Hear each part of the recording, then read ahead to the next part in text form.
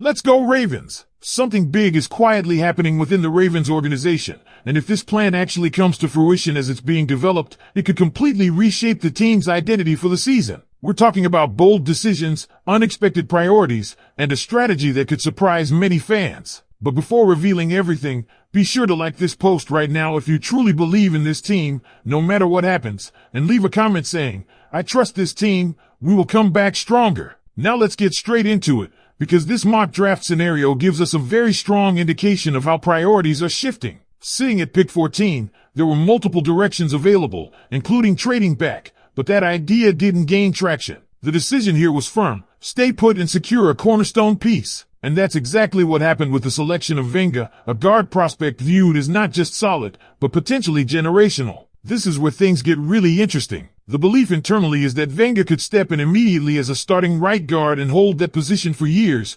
possibly even a decade if everything develops as expected. That kind of long-term stability is something the Ravens have been missing on the offensive line, especially considering that free agency hasn't fully solved those issues yet. And here's the key point: this move isn't just about one player. It's about setting a tone. It's about saying that the Ravens are done taking chances when it comes to protecting the offense and establishing physical dominance up front. With players like John Simpson, Emory Jones, and Voorhees already in the mix, the competition inside is going to be intense, but Venga immediately raises the floor of that entire group. Moving into the second round at pick 45, things didn't get any easier. There were multiple needs on the board: wide receiver, center, and interior defensive line. And this is where the Ravens leaned into value and upside, selecting Lee Hunter. This wasn't just a safe pick, this was a calculated risk with massive potential payoff. Even with the possibility of key players returning on the defensive line, there's still uncertainty, especially when it comes to health and long-term availability. And that's exactly why stacking depth here makes so much sense. Lee Hunter is described as a freak, a player with elite physical traits who can contribute immediately while also developing into something much bigger.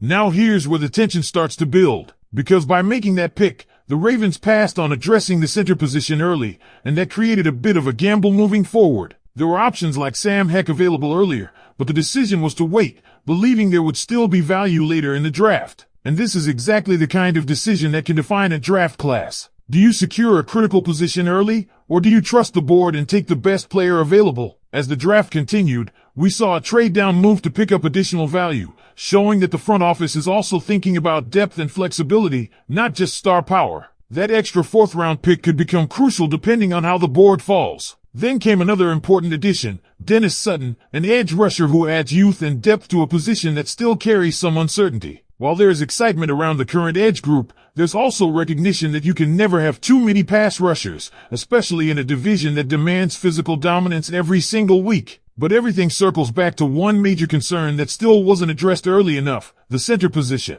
And that's where the pressure really starts to mount as the draft progresses. Waiting too long here could force a rookie into a starting role immediately, which is always a risky scenario for a team with championship aspirations. And this is where things take another turn, because once the Ravens finally addressed the center position, they didn't just do it once, they doubled down on it. That's right, Logan Jones comes in as the selection to stabilize the middle of the offensive line, but the story doesn't end there. There's a clear intention here to create real competition, not just fill a gap. Logan Jones isn't just a depth piece, he's coming in with a legitimate chance to compete for a starting role right away. And when you look at how this draft has unfolded so far, it becomes obvious that the Ravens are trying to completely reshape their identity in the trenches. This isn't patchwork anymore, this is a full investment. But then comes one of the most surprising moves in this entire sequence. Instead of moving on and addressing another position of need, the Ravens go right back to the center position again and bring in Jake Slaughter. Now, I'll be honest with you, this is where things get a little unconventional. Even within the building,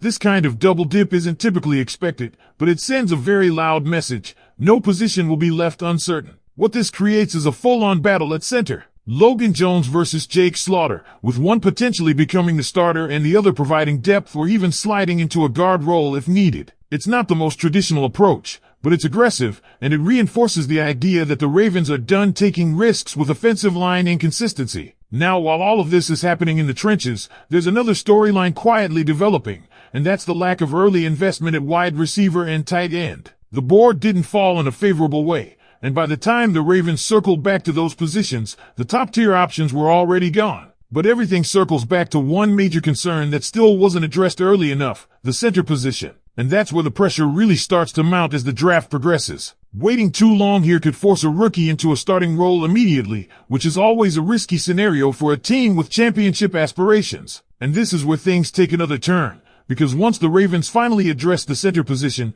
they didn't just do it once, they doubled down on it. That's right, Logan Jones comes in as the selection to stabilize the middle of the offensive line, but the story doesn't end there. There's a clear intention here to create real competition, not just fill a gap. Logan Jones isn't just a depth piece, he's coming in with a legitimate chance to compete for a starting role right away. And when you look at how this draft has unfolded so far, it becomes obvious that the Ravens are trying to completely reshape their identity in the trenches. This isn't patchwork anymore, this is a full investment. But then comes one of the most surprising moves in this entire sequence. Instead of moving on and addressing another position of need, the Ravens go right back to the center position again and bring in Jake Slaughter. Now, I'll be honest with you, this is where things get a little unconventional. Even within the building, this kind of double dip isn't typically expected, but it sends a very loud message. No position will be left uncertain. What this creates is a full-on battle at center. Logan Jones versus Jake Slaughter, with one potentially becoming the starter and the other providing depth or even sliding into a guard role if needed. It's not the most traditional approach,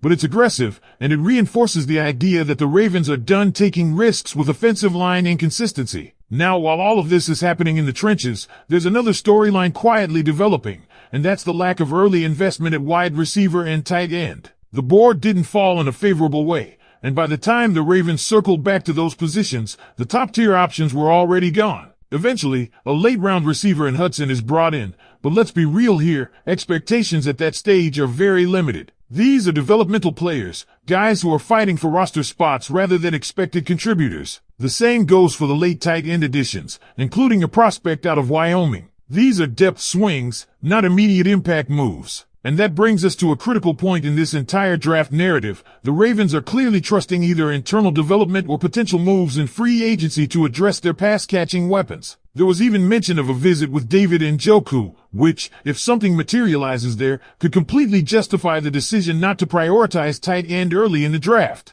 Defensively, we also saw a late addition at cornerback with Demani Jackson, another high-risk, high-reward type of pick. At this stage in the draft, that's exactly what you're looking for: traits, upside, and a chance to compete. The Ravens already have a young group developing in the secondary, so this move is more about adding another name into that competition rather than filling a glaring hole. And don't overlook the safety addition either, with Jalen Husky coming in as a depth piece. Even after bringing in Jalen Hawkins, the Ravens are making sure that no position group lacks competition. That's been a consistent theme throughout this entire draft: competition, depth, and physicality. When you step back and look at the full picture, this draft class tells a very specific story. It's not flashy. It's not built around highlight plays or big-name skill players. It's built in the trenches, on both sides of the ball. Offensive line, defensive line, edge. That's where the majority of the investment went. And honestly, there's a strong argument to be made that this is exactly how championship teams are built.